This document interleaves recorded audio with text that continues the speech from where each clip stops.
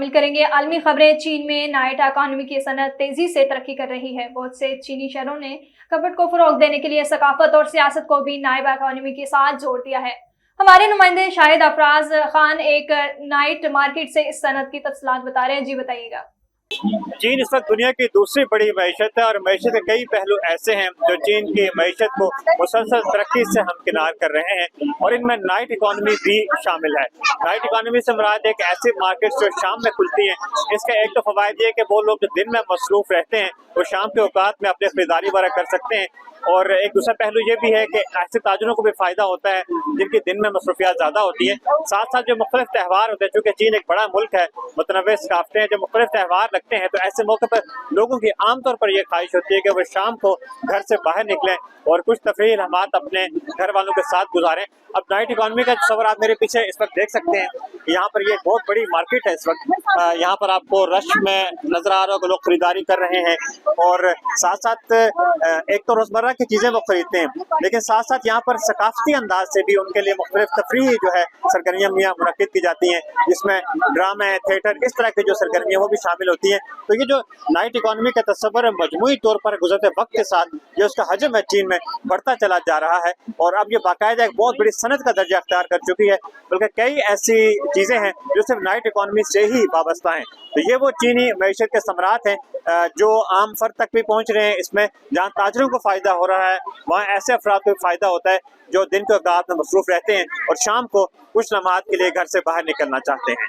امریکہ کے قومی سلامتی کے مشیر جان کربی نے اسرائیل کی جانب سے غزہ میں زمینی امداد بند کرنے کی شدید الفاظ میں مذمت کی ہے۔ میڈیا سے گفتگو کرتے ہوئے مشیر قومی سلامی امریکہ جان کربی نے کہا ہے کہ غزہ میں عارضی امریکہ بندرگاہ کے ذریعے امداد بھیجی گئی۔ امداد کی غزہ کو ترسیل کا عمل بین الاقوامی ہم آہنگی سے کیا جائے گا۔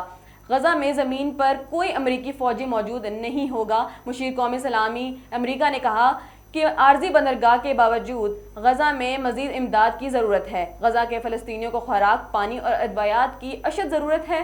امریکی انتظامیہ اسرائیل کی غزہ پر اضافی امداد فراہم کرنے کے لیے دباؤ ڈال رہی ہے۔ سعودی عرب مدینہ منورہ پاکستان سے سعودی عرب آئے ہوئے معروف سیاسی اور سماجی شخصیت سابق صوبائی اور وزیر بانی ضلع تلنگانگ حافظ عمار یاسر اور حلقہ این 61 عوامی منتخب کردہ نمائندہ رہنما پاکستان تحریک انصاف فورم 45 ملک احمد مانی سے معروف صحافی اینکر پرسن کامران ملک کی اہم ملاقات۔ کامران ملک نے عمرے کی سعادت حاصل کرنے کے مبارکباد دی۔ مزید تفصیلات جانتے ہیں، وہاں پر موجود ہیں ہمارے نمائندے کامران ملک۔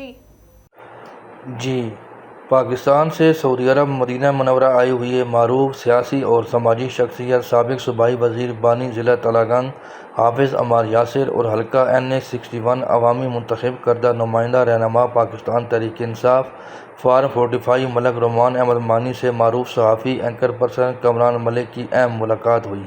کامران ملک نے عمرہ کی شہادت حاصل کرنے پر مبارکباد دی۔ ملاقات میں پاکستان کے موجودہ حالات پر تفصیلی تبادلہ خیال کیا گیا۔ ملاقات میں سابق صوبائی وزیر بانی ضلع تلنگانگ حافظ عمار یاسر کا کہنا تھا، میری ہمیشہ کوشش رہی ہے کہ میں اپنی عوامی خدمت کروں۔ اللہ پاک کا شکر ہے ہم نے اپنے علاقے کے لوگوں کی خدمت کی۔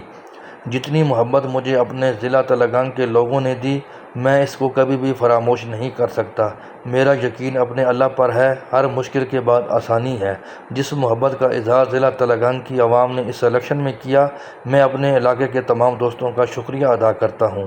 میں اپنے علاقے کی خدمت جاری رکھوں گا۔ ضلع تلنگانگ میرا ایک خواب تھا۔ جب اللہ نے اپنے بندے سے کوئی کام لینا ہو تو وہ تمام تر مشکلات دور کر دیتا ہے۔ ہم نے اپنے علاقے کے لوگوں کو چودھری پرویز الہی کی قیادت میں ضلع تلنگانگ کا تحفہ دیا۔ ملاقات میں ملک رومان احمد مانی کا کہنا تھا، کوشش انسان کرتا ہے، کامیابی میرا اللہ دیتا ہے۔ ہم انشاءاللہ اپنے علاقے کی ترقی میں اہم کردار ادا کریں گے۔